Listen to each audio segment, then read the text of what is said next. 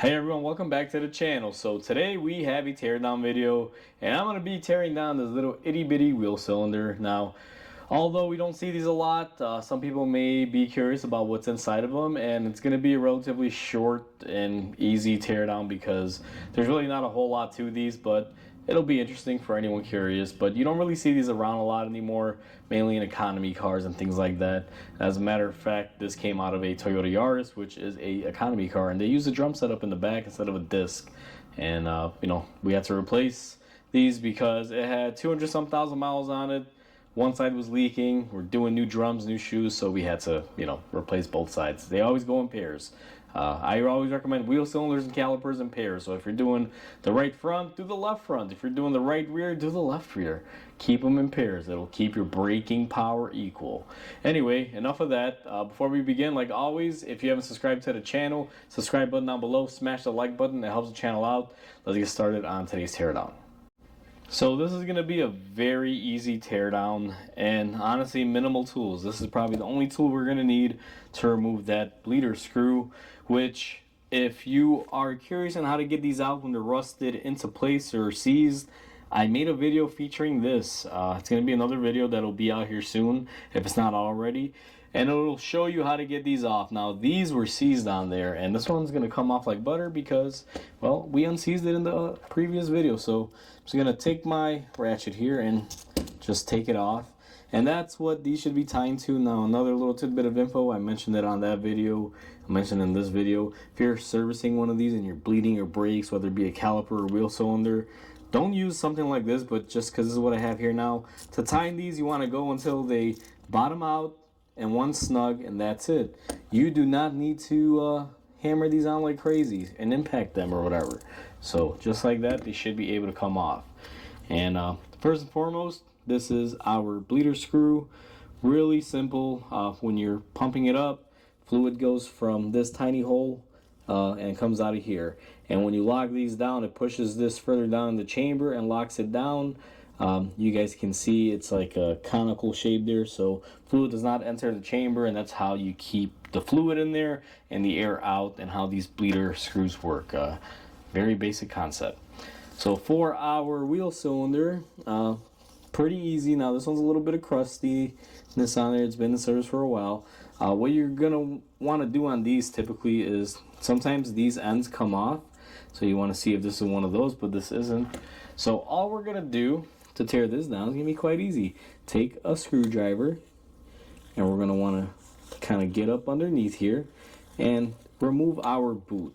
Now the boot is just a boot, it protects it. It's gonna be just like that, so dust and debris and stuff don't get in here to affect the cylinder bore. And it's gonna be relatively the same thing on both sides.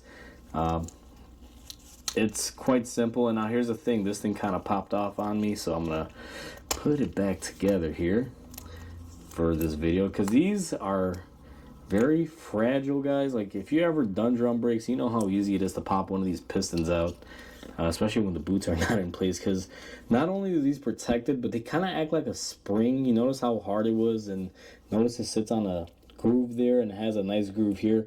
These act sort of like retention springs.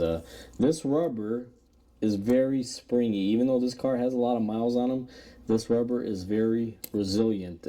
So this is kind of like a pullback spring. It kind of helps keep these pistons inward. It'll help retract them. And there it goes again, popped off. Hold on, didn't mean for that to happen. But that's how these come off. So once you have those off, all you really have to do here is just pull this off. And the basic concept on these is you have a seal, which is right here, and then we have a bore with a spring in here that you'll see in a second. And when you hit the brakes, the fluid will basically push out on this piston. This will push on the shoe and expand it. It's real basic. And now these O-rings that are on here, or the seal, it is a special seal.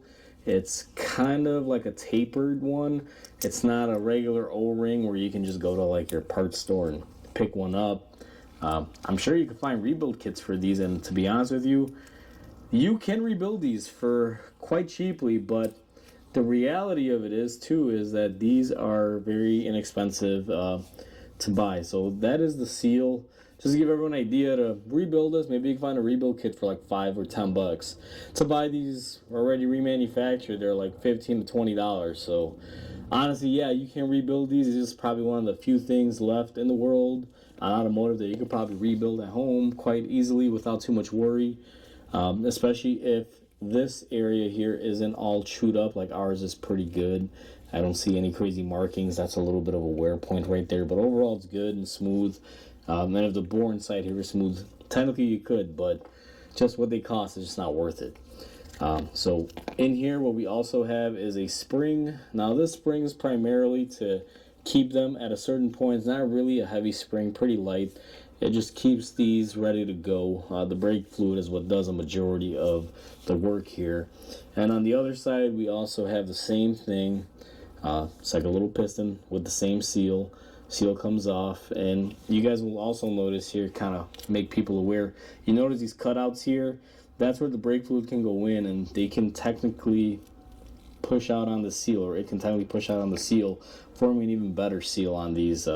Kind of like an inherent way of doing it. Plus it helps move these in and out of the bore easily.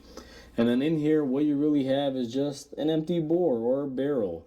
You have a few holes, which I don't know if the camera's going to pick that up right there. You see you got that one hole here. Basically, you have an entry hole.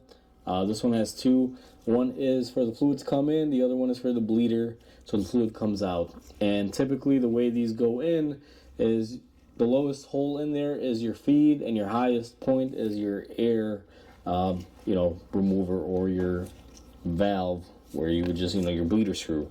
So it's pretty basic, pretty simple, pretty easy. And the way that this goes in and out in there is just basically like this. When you push the brakes, what happens is this comes out, pushes on the shoe, and you have your brakes. Pretty simple, pretty easy teardown. So that's what's inside our wheel cylinder. Very similar to calipers, just different creative design. Pretty simple, pretty quick, pretty easy. Thought people might get a kick out of this, so if you were curious, that's what's inside of these. Hopefully you guys enjoyed this video. Like always, comment, like, and subscribe because it helps the channel grow. I hope everyone has a wonderful day, and I will catch you on the next video.